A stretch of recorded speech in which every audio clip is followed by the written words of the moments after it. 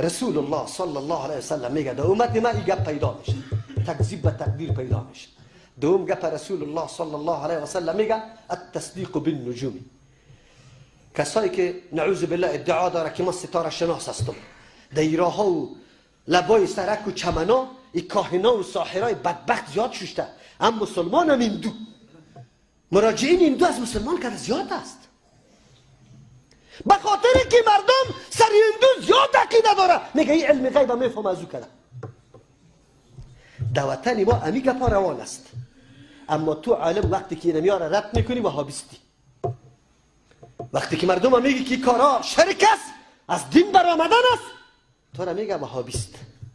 من تعجب به او دولت میکنم که چطور یک عالم از سر منبر که از کلام الله بگویه، از حدیث پیغمبر بگویه و چاپه بنداز در حالت وحشت و در حالت